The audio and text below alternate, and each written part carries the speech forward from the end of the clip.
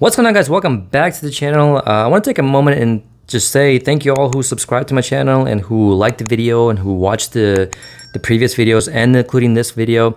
So I really do appreciate it. And if you guys can keep doing it and keep hitting that like button and subscribing, I want to grow this channel to hopefully one day to 1,000 subs, but that's the ultimate goal.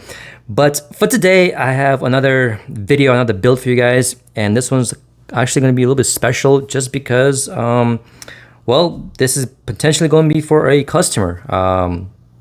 So I am super excited about this, and I'm going to go over the parts real quick, and I'm not going to go into too much of a detail in terms of like how to make this this watch, because last video was like 22 minutes long or something like that, or half an hour almost. So I'm trying to scale it down to maybe like 10-minute video, so that way it's not too long. But I do want to mention real quick something about these dials here. And these dials, I got two dials, and as you can clearly see, they're very much different, right? So one's, I think, honestly speaking, I think when I ordered this one, it did not say that it had a Seiko logo on it. And then I ordered this one. Now this one, obviously it's a little bit more shinier, and it has this similar print as this one. It's not quite the same. Obviously there's no writings and stuff on it. This one is, again, it's, I think, closely more to the like original, right? The copy of the Rolex, right? Palm tree or palm leaf or whatever you want to call this design. And also this one, the hour, the 12 o'clock hour looms, it fell off. So yeah, it's just the looms part, not the actual indices, but the actual loom. It fell off, and I found it in the one of the wrappers, and I was like, oh, that's crazy. So I'm not sure if this one is, I'm pretty sure this one is the aftermarket dial, and this one's kind of like, and honestly speaking, I think this one's also aftermarket, but I'm going to be using this one right here. This one I'll just keep for whatever, but you can clearly see, like, you can see, like, the paint is not very subtle, right? You can see, like, it puffs up a little bit, and of course the shine's a lot more versus this one, and it still has a little bit of shine to it, but you can clearly see the print's a lot better. But one thing I do want to mention real quick before we get started is the Seiko logo. Now, I'm trying not to shake the camera, but this one is, it's printed. I'm pretty sure it's printed, and I don't know if I like this. I was hoping it would be like my, let me show you this one. Like this one, see how it's more out there, there's more texture to it, it's more like height to it, right? It's actual like label. I feel like this one is just like a print. It just slap it on there and call it a day. So I'm not sure if I like this. I'm gonna talk to the customer and see if he wants to do, and if he likes it, then, well, no change. But if he doesn't like it, then I'll have to find a better logo, because I'm not too fond of that. See, there's nothing there. It's just a print. But yeah, like I said before, I'm gonna use this one. I'm not gonna use this one. This one is out of here. And let's talk about the build real quick. This is basically your Jubilee style bracelet with a micro adjustable clasp, and you have a fluted bezel. It is a 36 millimeter with a cyclops, and you do have a clear case back, obviously, and of course your normal crown. I do want to mention one thing about this Jubilee style bracelet. On the, I believe, the original Rolex one, there is a another link between basically, like, see how this bend right here, this is a bend right here, there's actually not supposed to be like that. It's supposed to be another link here, but this is AliExpress, so you just can't really expect that much. You can get these bracelets with the extra link in here, but they're a little bit more expensive. But for now, this will just do just fine. Obviously, we're gonna clean this up as well before we put it together. But yeah, you already saw the green dial, the palm leaf, and of course your NH35 movement, and of course your silver hands, standard hands, nothing too special. I did actually get a loop this time, so to better, there's actually a fingerprint on there, to better put the hands on so I can see better. I tried it on, and does make a whole lot of difference. And this is a 10 times X. I should probably get a 15 times, but hey, this will do for now. So yeah. Okay, so when you get started, right, you want to make sure that you are checking your movement, make sure it's working, you know, rotate the date. I already did that, everything works fine. Make sure you wind it a little bit, make sure the it starts ticking.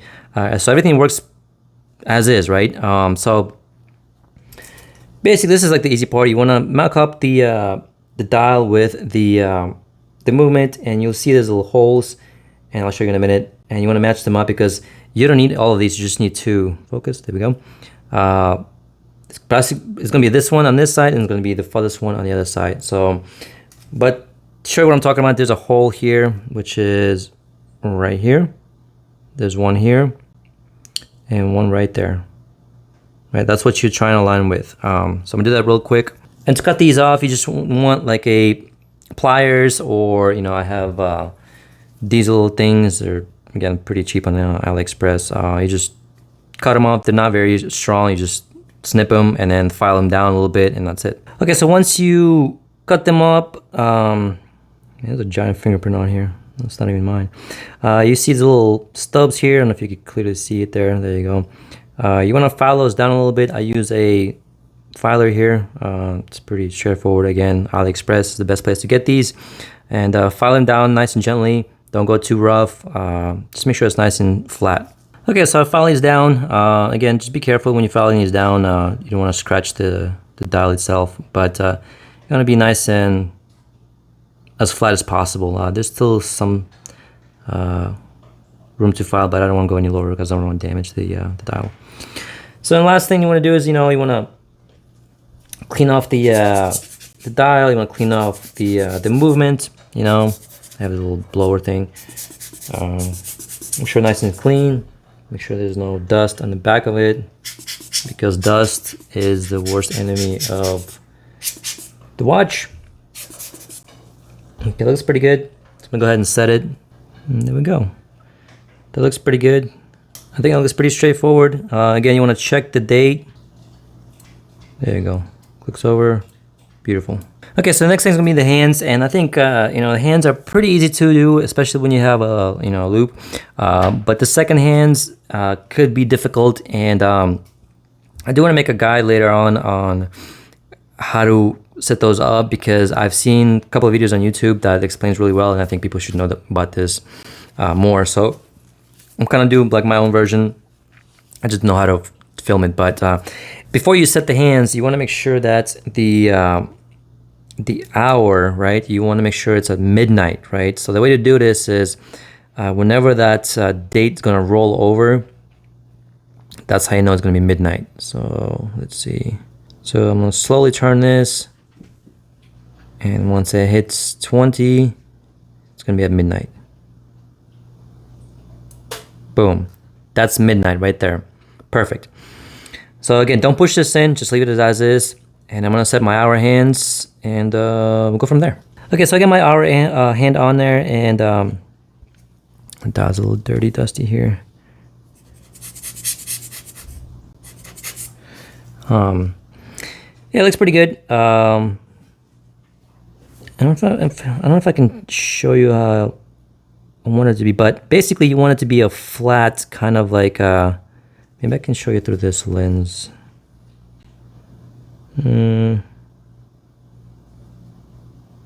That's kind of better.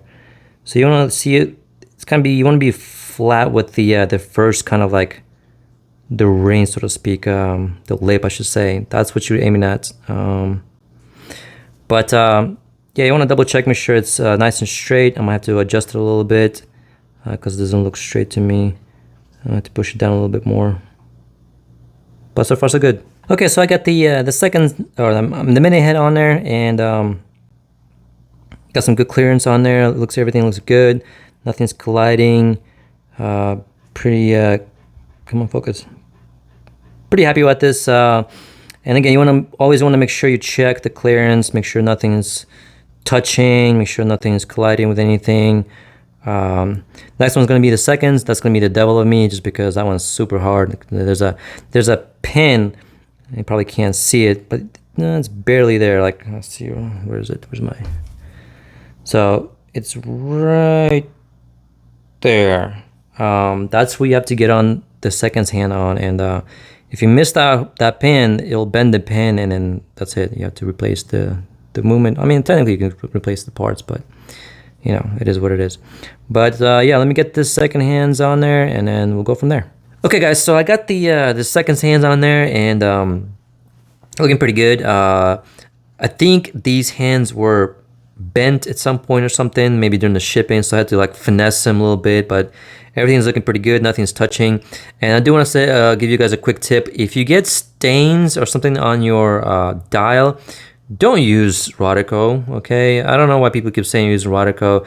This will actually leave little spots on your dial, okay? So what I usually do is, or start doing it actually, is cut a piece of magic eraser and make it damp a little bit, and make sure when you water this, make sure you squeeze every little drop out of the sponge. I mean, really squeeze the crap out of it, and then just lightly go over the dial with the sponge. And again, make sure there's no water completely. I mean, if there's water in there, it's not good for the watch, period. Make sure there's no water whatsoever in the sponge. I cannot stress this enough. And then just lightly brush over the spot and over the stain, and that should take care of everything. Man, I can't talk. And that should take care of it. Wow. It's late. So anyways, I cleaned the hands. Everything is looking pretty good. And now moving on to the case. All right, so I got the separated the bracelet with the actual case. Still got some stickers on it, so I'll take out those later. Then again, so you want to clean the inside of the case. As you can tell, that's probably the outside of the sticker. I'll do that later, but yeah, you want to basically transfer this into this. I have a little cushion here, so you want to remove the this old stem right here. Basically, it has to be pushed in all the way, and you'll see this little lever here. Like I said before in my last video, it's this one right here. You push it down, you pull it, and that comes off. So it's this one right here. Just push it down.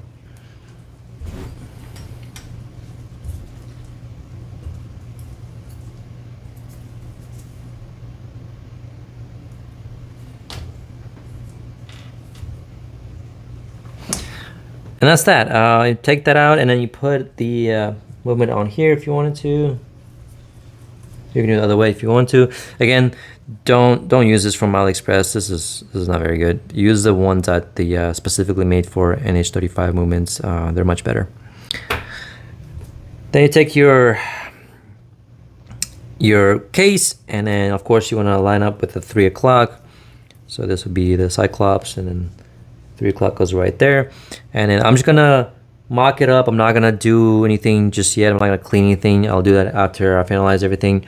But yeah, and there we go. So so far looking good. Again, this is just a sticker, so don't worry about being dusty. But now for the crown, right? So you want to remove the stem. So you remove the old crown here, and so the movement usually comes with a crown, and they're always going to be extra. As you can see, there's a lot of extra stuff on there. Again, I don't have the measuring tool to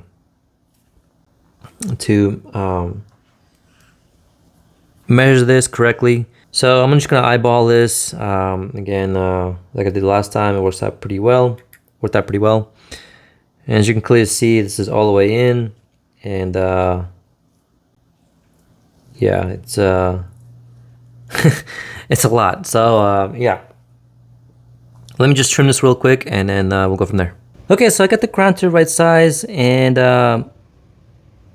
you want to have like extra of these just in case you cut it too short or whatever, maybe, or you lose one. I have 5 extra ones, but yeah, usually this one comes with the movement already. And yeah, one last thing before we put this crown into the watch itself, we need to put some Loctite. You really need like a little dab, so you don't really need it a lot. So I'm gonna do that right now. And as you can probably see, like, you don't really need that much at all. I mean, you just need a small little dab on there and you're good to go. So I'm gonna go ahead and put the crown on there and call it a day. And here we go. We have a crown on there. Yeah, just make sure that you clean up the extra Loctite. Just clean that up real quick. All right, so that's cleaned up and that's all set. We're gonna do, before I forget, we're actually gonna take out the movement again, clean out the inside, clean out the dial one more time, and then lock this thing up. Now to clean the dial, I'm sorry, the case, I usually use this lens pen. You can set them at, you can buy them at the wherever. I mean, I got this from Best Buy, but you can get one on AliExpress for like $1 or so. But I like this little tip here that's supposed to be designed for lenses only. And I just go over the inside of the case, make sure there's nothing there, and then of course the outside as well. Okay, that looks spot on to me. I like this, so I'm gonna go ahead and drop this into the movement. And then we're gonna slide our new crown in here. If I can do this off camera or on camera. Slide it in there. And again, you wanna make sure you have enough play here.